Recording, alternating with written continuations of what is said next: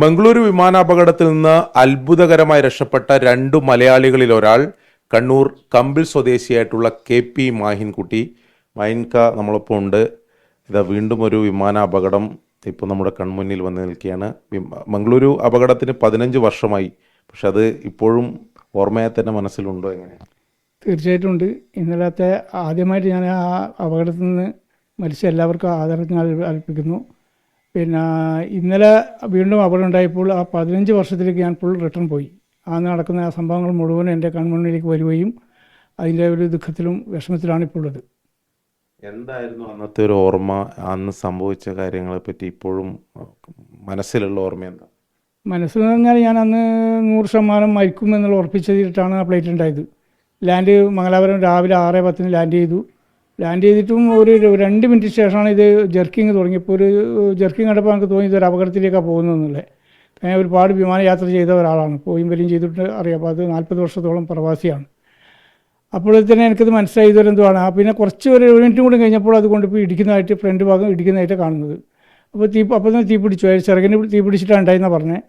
പിന്നെ കുറച്ച് ഒരു 2 മിനിറ്റ് കഴിയുമ്പോൾ പിന്നെ സൗണ്ട് ഫ്ലൈറ്റ് കൊക്കിയിലേക്ക് പോയി. കൊക്കിയെന്ന് വെച്ചാൽ നല്ല വിജാനമായ താഴ്ചയിലേക്ക് ഇറങ്ങിയായിരുന്നു. അപ്പോഴേക്ക് ഫുൾ തീ പിടിച്ചായിട്ട് എനിക്ക് തോന്നി, കാരണം പുകയെ വരുന്നുണ്ട്. പിന്നെ കരച്ചിലാണ്, ഫുള്ളായിട്ട് എല്ലാവരും കരച്ചിലുകൾ, ഭയങ്കര കരച്ചിലും ബഹളം കണ്ടപ്പോൾ നമുക്ക് തോന്നി ഇത് പ്ലെയിൻ ഏതെങ്കിലും അപകടത്തിൽപ്പെട്ട് കത്തിക്കൊണ്ടിരിക്കുക. അപ്പോൾ പുക സ്വിച്ചുകൊണ്ടിരിക്കുന്നുണ്ട് ഞാൻ. അപ്പോൾ പിന്നെ പ്ലെയിൻ നോക്കിയപ്പോൾ ഫുള്ളായി ഇരുട്ടാണുള്ളത്. പിന്നെ ഞാൻ എൻ്റെ റൈറ്റ് സൈഡിൽ ഒരു ചെറിയ പ്രകാശം കണ്ട്. അപ്പോൾ എനിക്ക് തോന്നി ഇത് രക്ഷപ്പെടാൻ കഴിയുമെന്നുള്ള ധാരണയിലേക്ക് ഞാൻ ആ ഭാഗത്തെ പാസ് ചെയ്തപ്പോൾ ചെറിയൊരു വിടവ് കിട്ടിയപ്പോൾ അതിലെടുത്ത് ചാടുകയാണ് ചെയ്തത്. എൻ്റെ കൂടെ തന്നെ രക്ഷപ്പെട്ടവരായ വിടവിൽ കൂടെയാണ് ചാടിയത്. അങ്ങനെ ഞങ്ങൾ ചാടിയത് ഒരു കാട്ടിലാണ് പോയി വീട്ടിലുള്ളത്. കാട്ടിൽ നിന്ന് ഞങ്ങൾ നേരെ ഒരു 10 മിനിറ്റ് കൊണ്ട് റെയിൽവേ ട്രാക്കിലേക്ക് എത്തിയ ചെയ്തത്. അപ്പോൾ ഒരു നാട്ടുകാർ അവിടെ ഞങ്ങളെ ഹോസ്പിറ്റലിൽ എത്തിക്കുകയാണ്. പക്ഷേ ഞാൻ ചാടിയ സമയത്ത് തന്നെ പ്ലെയിൻ കത്തുന്നതായിട്ട് ഞാൻ കാണുന്നുണ്ട്. അപ്പോൾ എനിക്ക് തോന്നി ഇപ്പം പൊട്ടിത്തെറിക്കുമെന്ന് വിചാരിച്ചിട്ടാണ് അവിടെ ഞങ്ങൾ പെട്ടെന്ന് കാട് നീക്കി ഞങ്ങൾ അവിടെ രക്ഷപ്പെടുകയാണ് ചെയ്തത്. ഒന്നും ഇരിപ്പിടമാണ് രക്ഷയായതല്ലേ? ആ ഭാഗത്തുള്ളവരാണ് പൂർണ്ണമായും രക്ഷപ്പെട്ടത്. കറക്റ്റ്. എൻ്റെ അത് ഇരിപ്പിടം എന്ന് പറഞ്ഞാൽ ഞാൻ ഏകദേശം സെൻട്രൽ ഭാഗത്ത് വരുന്നുണ്ട്, 22F. ഇന്നും സീറ്റ് നമ്പർ എനിക്ക് ഓർമ്മയില്ല. അതിന് ശേഷം ഞാൻ ഒരുപാട് യാത്ര ചെയ്ത്, പക്ഷേ എനിക്ക് ആ ഫ്ലൈറ്റിൻ്റെ നമ്പർ സീറ്റ് ഓർമ്മയില്ല. അന്നത്തെ എല്ലാ രംഗങ്ങളും ഇപ്പോൾ സിനിമ കാണുമ്പോൾ എനിക്ക് എൻ്റെ മനസ്സിൽ കാണുന്നുണ്ട്. ആ സൈഡിലാണ് അവിടുന്ന് നമ്മൾ ഈ രക്ഷപ്പെട്ട 8 പേരും ആ സൈഡിൽ നിന്ന് രക്ഷപ്പെട്ടവർ മാത്രമാണ്. ഇപ്പോൾ വീണ്ടും ഈ അപകടം വരുമ്പോൾ അന്നത്തെ കാഴ്ചകൾ വീണ്ടും മനസ്സിലേക്ക് വരികയാണ് ചെയ്യുന്നത്. തീർച്ചയായിട്ടും. അന്ന് ഈ അപകടം കണ്ടപ്പോൾ ഇന്നലൊക്കെ TV കാണുമ്പോൾ ആ പഴയ അപകടം മുഴുവനും ഒരു പാളിച്ചയില്ലാണ്ട് എൻ്റെ മുമ്പിൽ വരുന്നുണ്ട്. കാരണം ആ മരണം മുന്നിൽ കണ്ടതും അത്ഭുതകരമായി എനിക്ക് തന്നെ ഇപ്പോഴും അത്ഭുതമാണ്. ഞാൻ ഇങ്ങനെ രക്ഷപ്പെട്ടു എന്നുള്ളത് ദൈവത്തിൻ്റെ ഒരു അനുഗ്രഹമായിട്ട് വിശ്വസിക്കുന്ന ആളാണ്. ഉറങ്ങുമ്പോൾ ഇതും ഇപ്പോൾ ഞാൻ അതിന് ശേഷം 15 വർഷം പിന്നെയും പ്ലെയിൻ യാത്ര കുറേ ചെയ്തിട്ടുണ്ട്. പക്ഷേ ഭീതിയോടുകൂടിയാണ് യാത്ര. കാരണം എപ്പോഴും എനിക്ക് ലാസ്റ്റ് ലാൻഡ് ചെയ്യുന്ന സമയത്ത് അന്ന് അപകടം ഉണ്ടായത് ലാൻഡിങ്ങിലാണ്. ഇന്നിപ്പോൾ ഹൈദരാബാദിൽ അപകടം നടന്നത് ടേക്ക് ഓഫിലാണ്. പക്ഷേ ഇപ്പോൾ ലാൻഡ് ചെയ്യുമ്പോൾ എനിക്ക് ഭയങ്കര ഭീതി ഉണ്ടായിട്ടുണ്ട്.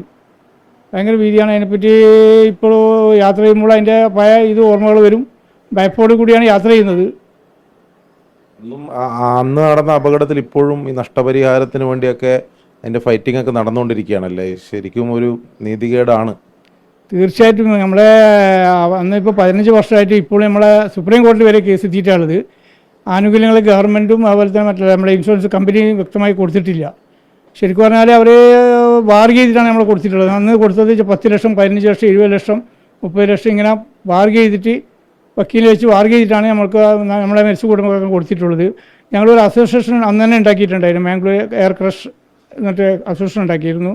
പിന്നെ ഞങ്ങൾക്ക് അറിയാൻ കഴിഞ്ഞതെന്ന് വെച്ചാൽ തീർച്ചയായിട്ടും ഇത് ഒരു ഇൻ്റർനാഷണൽ ഫ്ലൈറ്റ് ആയതിൻ്റെ പേരിലും അതിൻ്റെ അപകടത്തിൽ ഇൻ്റർനാഷണൽ ഫ്ലൈറ്റ് ആയപ്പോൾ മൗണ്ടൻ കമ്മീഷൻ പ്രകാരമുള്ള നഷ്ടപരിഹാരമാണ് കൊടുക്കേണ്ടത്.